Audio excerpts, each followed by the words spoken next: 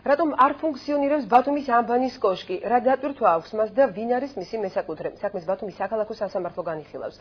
სარჩელი ბულვარის ადმინისტრაცია მერიის წინააღმდეგ ხელშეკრულებით ნაკისრი ვალდებულებების შეუსრულებლობის გამო შეიტანა.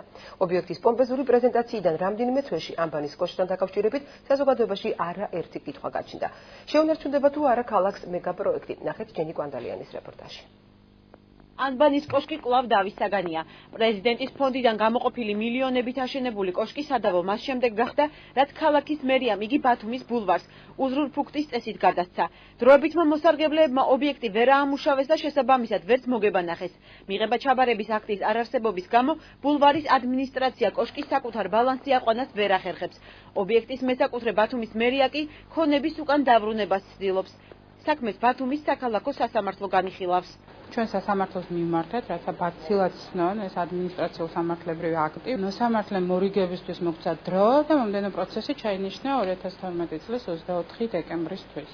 თვითმმართველობამ გადაწყვიტა, რომ ის უფლებამოსილებები, რომლებიც გადაცემული ქონდა სხვა ორგანიზაციებზე, მათ შორის ბულვარზე, დაუბრუნდეს მას და თავად უზრუნველყოს ბულვარის შემდგომი განვითარება, მოვლა და პატრონობა. ერთადერთი ვინც ბათუმის ანბანის კოშკით ისარგებლა ტელეკომპანია რუსთავი 2-ია. თუმცა ვინდა რა დოკუმენტაციის საფუძველზე გადასცა ტელესტუდია მაუწყებელს ამ კითხვაზე არც მერიაში გპასუხობენ და არც ბულვარის ადმინისტრაციაში.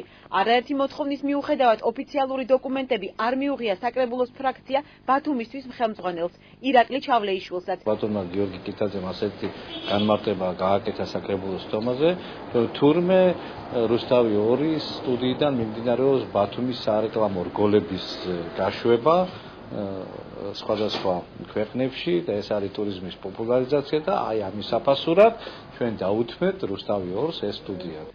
ასე გამოიყურება 65 მილიონიანი ანბანის კოშკი, რომელიც ადგილობრივებმა ქართული ეიფელის კოშკად მონათლეს. კოშკში რუსთავი 2 სტუდია დაკეტილია. მბრუნავი რესტორანი და ობსერვატორია კი მკვდარი ჩიტებითა და სიბინძურითაა სავსე. ამ დრომდე შეუძლებელია ეგრეთ წოდებული პანორამული ლიფტებით სარგებლობა. 140 მეტრის სიმაღლეზე ჩვენი გადამღები ჯგუფი ფეხით ავიდა. როგორც ბათუმის მაჟორიტარი უმაღლეს საბჭოში აკაკი ძნელაძე აცხადებს, ობიექტის დემონტაჟი არ იგეგმება, თუმცა ბიუჯეტის სასარგებლოდ კოშკისთვის ფუნქციის მინიჭებაზე დეპუტატებმა ერთობლივად უნდა იმსჯელონ. რესტორანი ესეთ ფულს იქ ვერ გააკეთებს.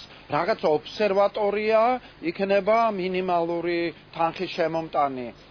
აი გასარკვევია, აი ვერ ვიფიქრებ, რაზე შეიძლება და რით შეიძლება ამ კოშკმა ეკონომიკაში რაღაც დადებითი შეიტანოს. დავის საგნად ქცეული ანბანის კოშკის შენახვისთვის ადგილობრივი ბიუჯეტიდან ყოველწლიურად 9 მილიონი ლარი უნდა დაიხარჯოს. ამ თანხით შენობა უნდა დასუფთავდეს, შეიღებოს და სხვა საჭირო სამუშაოები.